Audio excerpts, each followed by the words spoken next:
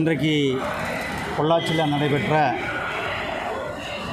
திரு உடுமலை ராதாகிருஷ்ணன் அவர்களுடைய குடும்ப விழாவில் நானும் நம்ம பாரதிய ஜனதா கட்சியினுடைய மாநில தலைவர் மரியாதைக்குரிய திரு நயினார்ஜி அவர்களும், சட்டமன்ற உறுப்பினர் மரியாதைக்குரிய திருமதி வானதி சீனிவாசன் உள்ளிட்ட பாரதிய ஜனதா கட்சி நிர்வாகிகள் கலந்து கொண்டு அந்த நிகழ்ச்சியிலிருந்து இங்கே வந்து நேராக உங்களை சந்திக்கிறோம். இன்றைக்கு தமிழ்நாட்டில் ஒரு பினாமிகளினுடைய ஆட்சி நடந்து கொண்டு இருக்கிறது. தமிழ்நாட்டினுடைய ஆட்சியை நடத்துவது முதலமைச்சரா அல்லது இந்த தம்பிகளா என்பது பொதுமக்களிடத்தில் ஒரு பெரிய கேள்விக்குறி இருந்து கொண்டிருக்கிறது. இந்த தம்பிகள் யார்? இவர்களுக்கு அதிகாரத்தை கொடுத்தது யார்? அரசு அதிகாரிகளுக்கு உத்தரவு போடும் அளவுக்கு ஒரு அதிகாரம் மிக்கவர்களாக அவர்கள் வலம் வருவது எந்த தைரியத்தில் வலம் வந்து கொண்டிருக்கிறார்கள்? அதிகாரிகளுக்கு கட்டளையிடும் அளவுக்கு அவர்கள் ஒரு பவர் சென்டராக இருந்து ஆட்சியை நடத்தி கொண்டிருக்கிறார்கள்.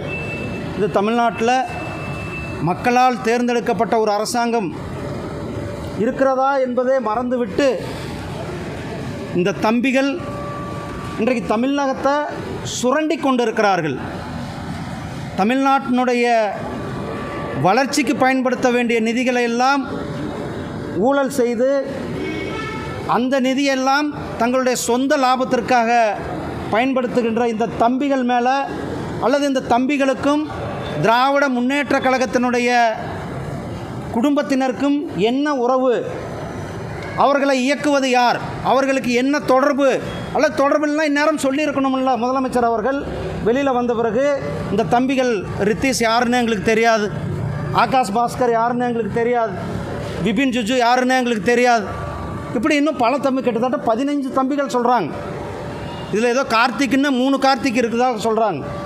அப்போ இவர்களெல்லாம் ஒரு பின்னாடி இருந்துக்கிட்டு மக்களுடைய பணத்தை சுரண்டி கொண்டு வளர்ச்சி திட்டங்களுக்கு, ஏழை எளிய மக்களுக்கு போக வேண்டிய நிதியெல்லாம் கொள்ளையடித்து இன்றைக்கு இரண்டாவது, அதாவது சைமன் டென்னிஸ்லா என்று சொல்லக்கூடிய இன்னொரு பக்கமான ஆட்சியை நடத்தி கொண்டிருக்கின்ற இந்த தம்பிகள் யார் என்பதை, அவர்களுக்கான தொடர்பு என்ன என்பதை தமிழக மக்களுக்கு முதலமைச்சர் திரு ஸ்டாலின் அவர்கள் உடனடியாக விளக்க வேண்டும். அதே போல் உதயநிதி ஸ்டாலின் அவர்கள் நேற்றைக்கு முன்னாடி வேங்கைவாசலுக்கு போனார். வேங்கைவாசலில், அது புதுக்கோட்டை மாவட்டத்துக்கு போனார். புதுக்கோட்டைக்கு போகும்பொழுது அது இப்போ திருமாவளவன் அவர்களும் புதுக்கோட்டையில் போய் டாக்டர் அம்பேத்கர் சிலை அவர்களுடைய சிலையை திறந்து வைத்திருக்கிறார்கள். போயிட்டுனது, சிலை திறந்தது நல்லது. அப்படியே அந்த வேங்கைவாயில் பக்கம் போயிட்டு வந்திருந்தாங்கன்னா நம்ம எல்லோரும் சந்தோஷப்பட்டிருப்போம். அந்த மக்களை போய் அட்லீஸ்ட் நீங்கள் நியாயம்தான் அவங்களுக்கு கொடுக்கல, சரி எப்படி இருக்கீங்கன்ட்டு அந்த மக்களை சந்தித்து விட்டு உதயநிதி ஸ்டாலின் அவர்கள் வந்திருந்தால் நன்றாக இருந்திருக்கும். அதே போல் அரக்கோணத்தில் நம்மளுடைய சகோதரி, அந்த சகோதரிக்கு நியாயம் கிடைக்கவில்லை.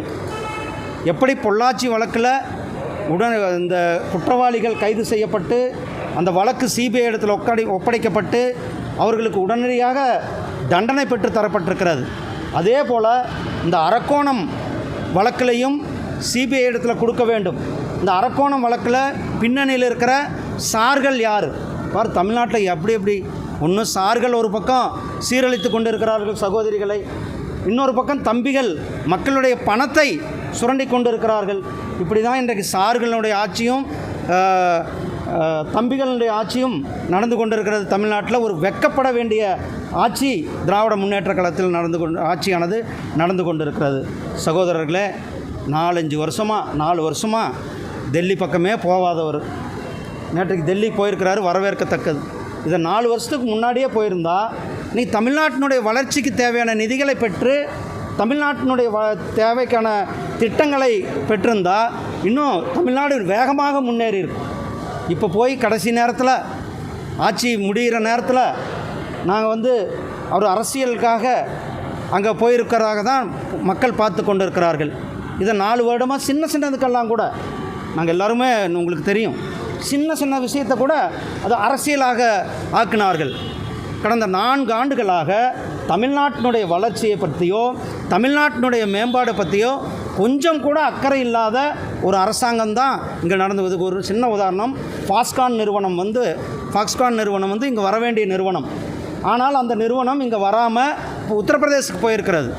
அப்போது இவர்களுடைய செயல் திறனற்ற தன்மையினால் இவர்கள் சரியான முதலீடுகளை கொண்டு வர தவறியதனால் சரியான நிறுவனங்களுக்கு அவர்கள் வந்து அந்த ஊக்கமளிப்பு கொடுக்காதனால பல நிறுவனங்கள் தமிழகத்திலிருந்து வெளிநாடுகளுக்கு போகிறதுனால தமிழ்நாட்டினுடைய வருமானம் போச்சு, தமிழ்நாடு மக்களுக்கு கிடைக்கின்ற வேலைவாய்ப்புகள் போகுது.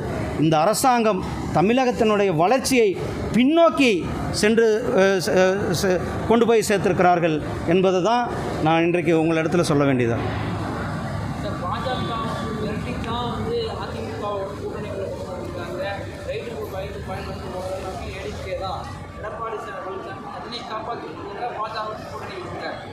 பாரதிய ஜனதா கட்சி அதிமுகவினுடைய தேசிய ஜனநாயக கூட்டணி திமுகவை விரட்டி அடிக்கின்ற கூட்டணி. திமுக என்ற இந்த அரக்கனை, திமுக என்ற இந்த ஊழல் பெருச்சாலியை வீட்டுக்கு அனுப்புவதற்காக மக்கள் விரும்புகின்ற கூட்டணியாக இந்த கூட்டணி உருவாகியிருக்கிறது. சரி, எடப்பாடி பழனிசாமி சார் சொல்லியிருக்காரு அவருடைய மகனை காப்பாற்றுறதுக்காக தான் வந்து டெல்லிக்கு போயிருக்காருன்ட்டு. டெல்லிக்கு இப்போ 4 வருஷம் போகாதவரை இப்போ போயிருக்காருன்னு சொல்கிறீங்க, என்ன ரகசியம் சொன்னீங்கன்னா? இல்லை, நான் தான் சொன்னேன், மக்களினுடைய வளர்ச்சியை பற்றி 4 வருஷமாக சிந்திக்கலை, தமிழ்நாட்டினுடைய வளர்ச்சியை பற்றி சிந்திக்கலை. இப்போ வந்து ஆட்சி முடிய போகுது. இந்த ஆட்சி முடிகிற நேரத்தில் ஒரு அரசியல் ஸ்டண்டாக கூட தான் இருக்கலாம் இது. ஆனால் நான் வரவேற்கிறேன். கடைசி நேரத்துலையாவது போய் மத்திய அரசாங்கத்தோடு ஒரு இணக்கமாக நீங்கள் வந்திருக்கிறீங்களா என்பது ஒரு வரவேற்கத்தக்கது. ஆனால் இதை 4 வருஷத்துக்கு முன்னாடியே செஞ்சுருந்தால் இன்னும் திட்டங்கள் அதிகமாக வந்திருக்கும். தமிழ்நாட்டினுடைய வளர்ச்சி 2 மடங்கு இன்னும் அதிகமாக இருந்திருக்கும். தமிழகத்தினுடைய வரலாற்றை மறைப்பதற்கு மத்திய பாஜக அரசு முயற்சி செய்கிறதா திமுக இளைஞரணி அதான் திமுகவினுடைய அதான் சொன்னேன், இந்த 4 வருஷம் திமுக வந்து மத்திய அரசாங்கத்தை எப்படி குறை சொல்லலாம் என்பதை ஒரே ஒரு குறிக்கோள் மட்டும்தான் அவங்ககிட்ட இருக்கிறது. நீங்கள் வந்து கீழடி அகழ்வாராய்வு அறிக்கை, அது அஃபீஷியல் ப்ரொசீஜர்ப்பா, ஒரு அறிக்கை அனுப்பியிருப்பாங்க, அதில் என்னதாவது விளக்கம் கேட்டிருப்பாங்க. அந்த விளக்கத்துக்கு வந்து அவங்க அது அங்கே இருக்கிற அதிகாரிகள் பதில் கொடுப்பார்கள். ஆதிச்சநல்லூர் நம்ம தான் பண்ணிகிட்ருக்கோம். இது மாதிரி ஒவ்வொரு பகுதியிலையும் நம்ம பண்ணிகிட்ருக்கோம். ஒரு டெய்லி ப்ராசஸ்ப்பா. ஒரு சின்ன கலெக்டர் ஆஃபீஸில் போனால் கூட ஒரு ஃபைல் அனுப்பும்போது சார் இதுக்கு என்னப்பா விளக்கம்னு கேட்க போகிறாங்க. அதை போய் ஒரு அரசியல் ஆக்கிட்டு வந்து தமிழ்நாட்டினுடைய நலனில், அதுவும் தமிழ் மொழியில், தமிழ் கலாச்சாரத்தை, தமிழ் மக்கள் மேலே அதீத பற்று கொண்டிருப்பவர் பிரதமர் திரு நரேந்திர மோடிஜி அவர்கள். கடந்த 11 ஆண்டுகளில் தமிழ்நாட்டினுடைய வளர்ச்சிக்காக மட்டும் கிட்டத்தட்ட 12 லட்சம் கோடி ரூபாய் பிரதமர் அவர்கள் கொடுத்துருக்கு. இதே நம்ம இந்த ஏர்போர்ட்டினுடைய வளர்ச்சிக்கு நிதி ஒதுக்கப்பட்டிருக்கிறது. அதே மாதிரி கோயம்புத்தூர் மட்டுமல்ல, திருச்சிராப்பள்ளி விமான நிலையம், சென்னை விமான நிலைய விரிவாக்கங்கள், தூத்துக்குடி விமான நிலையம், அதே போல் வந்தே பாரத் ரயில்கள், இப்படி தேசிய ஹைவேக்கள், இப்படி தேசத்தினுடைய தமிழ்நாட்டினுடைய ஒட்டுமொத்த வளர்ச்சியும் அதிகமான வளர்ச்சி பெற்றிருக்குன்னா பிரதமர் திரு நரேந்திர.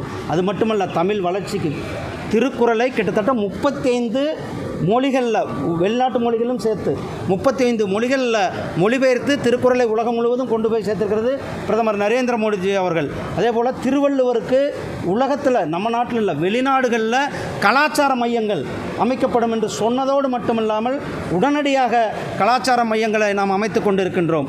அதே போல் தான் பாரதியாருக்கு இங்கிருந்து காசியில் பனாரஸ் இந்து யூனிவர்சிட்டியில் பாரதியாரனுடைய பேரில் இருக்கையை நம்ம அமைத்திருக்கிறோம்.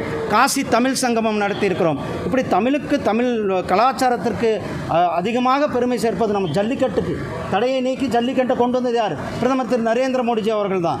நல்ல பிரதமர் திரு நரேந்திர மோடிஜி அவர்கள் எப்பொழுதுமே தமிழ்நாட்டினுடைய மக்களினுடைய நலன் மட்டுமல்ல, தமிழ் கலாச்சாரம், தமிழ் பண்பாடு, தமிழ் மொழி மேலே அதிகமான ஐநா சபையில் யாதும் ஊரே யாவரும் கேளீர் என்று முழங்கிய ஒரே பிரதமர் நம்முடைய பிரதமர் திரு நரேந்திர மோடிஜி அவர்கள்.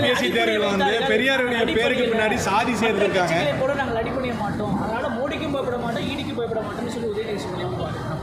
என்னது?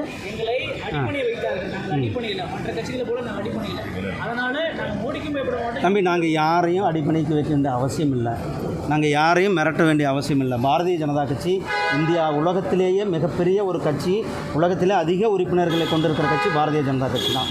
பாரதிய ஜனதா கட்சி இன்றைக்கி தேசிய ஜனநாயக கூட்டணி இந்தியாவில் கிட்டத்தட்ட 80% மேலே மாநிலங்களை ஆட்சி நாங்கள் செய்து கொண்டு இருக்கின்றோம்.